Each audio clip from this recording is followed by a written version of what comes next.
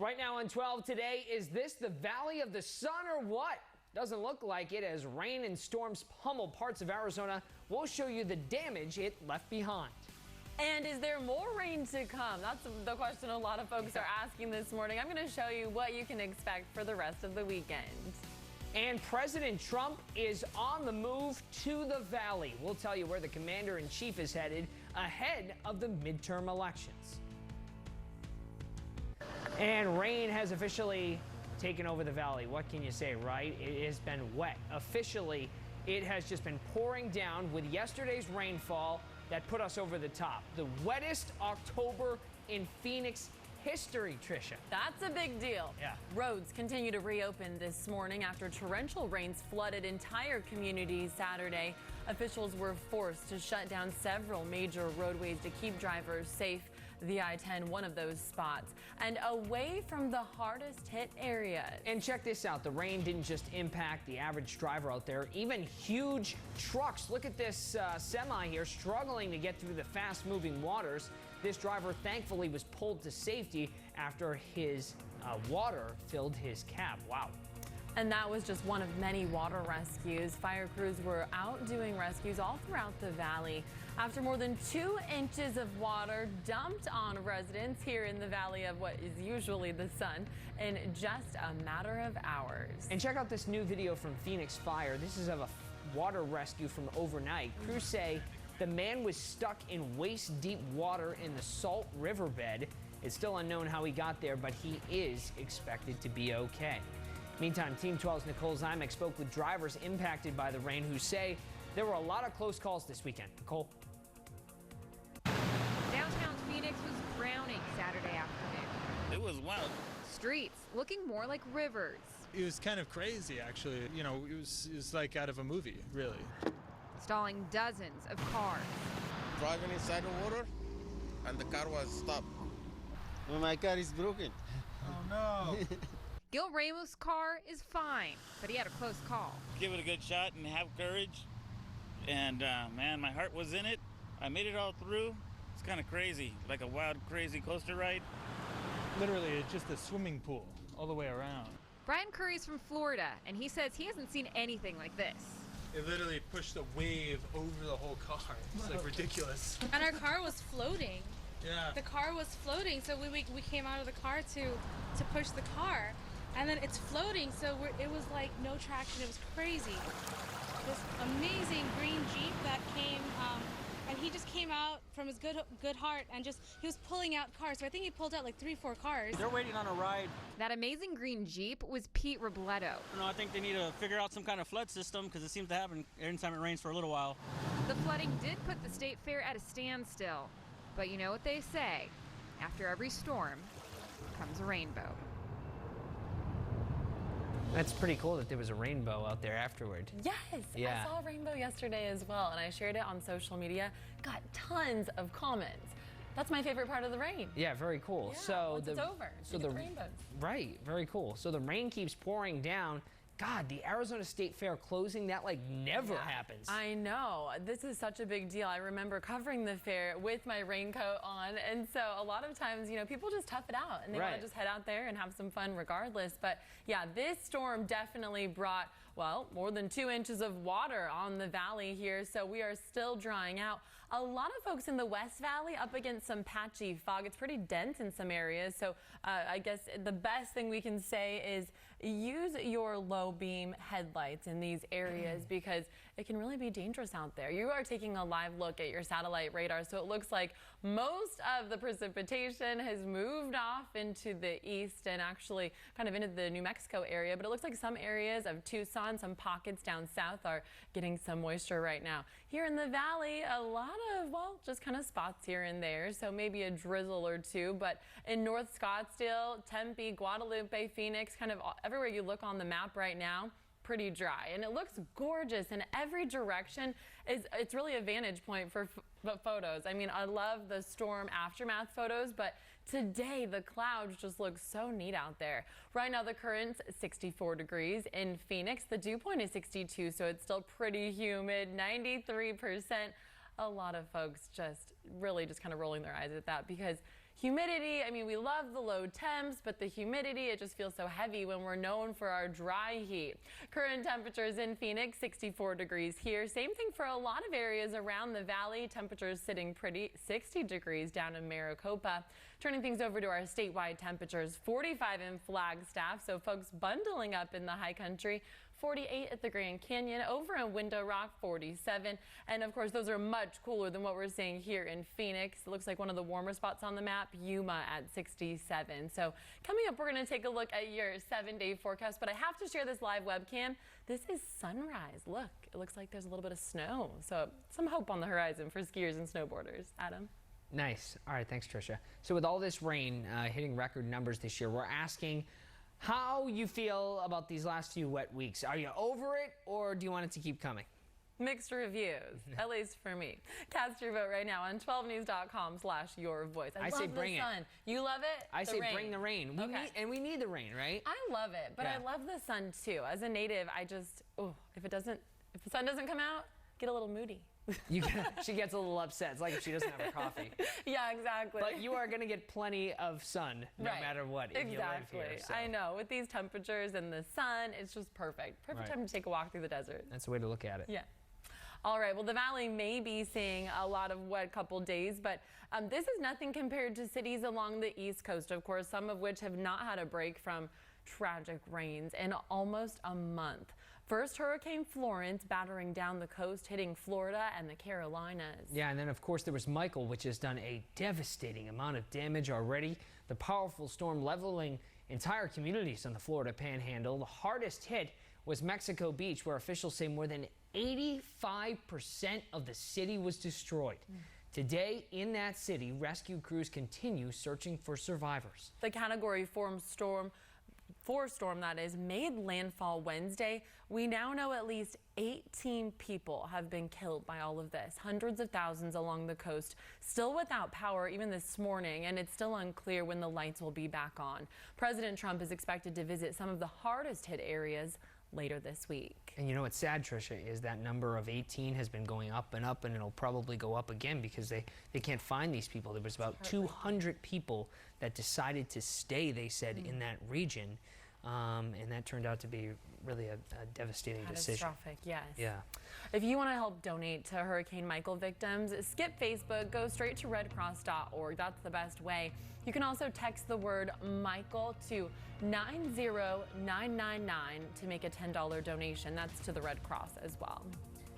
Let's move on to this morning's hot headlines here as the midterms continue to heat up, and as we get closer to Election Day, the White House just announcing that President Trump plans to make an appearance in Arizona. The commander-in-chief is expected to hold a rally at a Mesa Aircraft Company Friday. The president is expected to talk about his America First agenda and encourage Arizonans to get out and vote, especially considering the Senate's tight race between Republican Martha McSally and Democrat Kyrsten Sinema. In Maryland, weeks after the death of Senator John McCain, his headstone is finally in place at the Naval Academy. As you can see, supporters and family have already laid down flowers and flags to honor the late senator. A man continues to recover this morning after crews rescued him from South Mountain yesterday. This was rescue teams responding to a call about a biker reporting feeling a pop in his back, making him unable to get off the mountain. That man is in stable condition this morning. Chandler police have released the name of the suspect at the center of their most recent officer-involved shooting. Officers shot and killed 84-year-old Kay Henniker Friday night, 84 years old, who they say was armed at the time. Police responded to a home near Alma School in Warner for reports of a suicidal subject with a gun. They say when they arrived, officers encountered Henniker, and then he opened fire on them, and gunfire was exchanged. This is the 69th officer-involved shooting in Maricopa County so far this year. Coming up next on 12 Today, shrinking seats. Does this sound familiar? It's yes. One of the worst parts of flying. We can all agree on that, right? But we're going to tell you why relief may be on the way. The award for Best Morning Newscast. This morning, we continue to follow developing news out of Payson, where investigators continue to gather new details about a plane crash that happened last night. Yeah, so right now, details are thin, at least from what we're getting from officials. But according to the FAA, the plane crashed into a home, and officials say the pilot was the only person on board. Team 12's Monica Garcia is live in Payson right now. Monica, what are you seeing there, and what else have you learned this morning? I heard that you spoke to that homeowner. Yeah, we spoke to the homeowner, and we're going to try to get him right now, but there are a lot of neighbors outside. Obviously, when you take a look at a house like this with a hole inside of it, that's going to gather a crowd. To give you an idea where we're at, we're about 2 miles away from the airport. So what it seems is the pilot, and now just to let you know, we're hearing there were 2 people on board, so possibly 2 people killed in this, was trying to make it to the airport, and somehow didn't end up there and ended up inside of this house. You're looking at the garage. Half of it's the garage and half of it's the bedroom, the master bedroom in this home. 87-year-old Douglas Denham was sitting in a chair. You see the window right there where it's blown out. He was sitting right there watching TV. It happened about 6:30 yesterday night, 6:30, and he says he heard a cluck, cluck, cluck, like maybe a plane giving way, and then he just heard the boom. He goes, I was 15 feet away. He says, I'm just lucky to be here, but obviously this is very sad because, again, 2 lives possibly lost and all of this. And I spoke to a neighbor. Okay, Sheila, you guys just live a few houses away. What did you hear last night? Well, I heard a plane coming, and it was like bzzz, and then it went and then crash. And my husband here was in the living room and saw it happen. What'd you see? Well, the plane was way below. I could not. Normally the planes fly over the trees. This one was behind the trees, basically in between the trees. And then suddenly the lights went up. So maybe he tried to get it out of there. And okay, and I'm going to go talk to the homeowner right now. Thank you so much for talking to us. Okay. You again. So what happened? Yes, it's us again. So now we're on live television. We just kind of want to know, you were sitting right there in your chair. What happened? Okay, I was sitting in the chair watching a video I just put in about 6:30. And because I usually go to bed around 9 o'clock. And the ball game wasn't on today. So I was watching the video. And about 15 minutes into the video, about 6:45, a tremendous bang and just boom, you know. And then the glass went. So just right after the bang, the glass came out of the front room. Yeah, I mean, out into the front yard. So I got up and came out the front door, looked around, and seen the glass. It was dark as heck out. There was a lot of clouds and stuff around. Neighbors were starting to come out. What happened? What was all that? You know, I said, I don't have any idea. I just come out to take a look to see what it was, what happened, you know. And turned around and they said, well, my God, the top of your house is gone. So I looked over there, and that's the first time I seen the top of the house, or what used to be the top of the house. So then I went back in, and because they said, well, somebody's got to call 101 or call somebody, you know, emergency something or other. So I said, okay, and I took my tour of the house. And the rest of the house is fine, you know, other than... You were looking for your cat at some point. Yeah, looking for my cat, and I couldn't find him, and there was no lights because all the lights went out. And so I'd made a tour, but everything was dark, and I went into my bedroom, and the bed was there, but the rest of the walls and everything were gone. And I'll have my photographer, Chris, kind of show what we're looking at. I mean, that's part of your bedroom? Yeah, okay, now here, this is the garage, and 21 feet back is a solid wall. Okay, the washer, dryer, and stuff is against that wall. Then there's a door that goes into the hallway, and from the hallway, if you take a complete left, you go through a doorway that leads right into my bedroom. And then the bedroom leads into the walk-in closet and the bathroom behind it. You made a mention that you feel lucky to be alive. Well, I guess so, you know. I mean, for now anyway. I mean, I'm no spiritual thing. I don't believe in all that. And maybe some people think it was something, but I just happened to be a little bit further away than the airplane was when it hit. I could have been a lot closer. I mean, it could have been 5 feet over this way and on the other side of that wall. Because I was just on the other side of that wall. saying that out loud and feeling that, what does that feel like? I don't know. I don't know. Maybe it hasn't hit me. I don't know. But I just like to take and get back in my place or figure out what I'm going to do. They're saying 2 people possibly died in the crash. It looked like there's 2 seats in the airplane that's still in the backyard. The cockpit's still there with 2 seats in it. Where the people went, I don't know. You know, they said, I thought they were, but they went out the back with it because they didn't go through the cement. They went straight out through the back. And that's where you can see right straight through. But look at the houses. You see the houses cockeyed down? Oops, excuse me. It's like this. Douglas Denham, 87 years old. Thank you so much for talking to us. Obviously, I told you, we're on live television, and you're just going through this is happening, unfolding right here as we speak, and police are still out here investigating. You crossed the yellow tape. They told you to get back over. Right now, you're just trying to get your life together. Yeah, I just want to go in and evaluate. If there's anything left, I can go see if I can get some of my clothes out of there. I don't want to wear these sweatpants for the rest of my life. Thank you so much for talking to us. I will tell you, thank you so much, Douglas. Thank you. I will tell you that 2 people are suspected, possibly dead. We can confirm at least 1 person, the pilot. But again, police aren't saying much right now because you can see they're still out here. They're still investigating, looking around. They have us behind this yellow tape.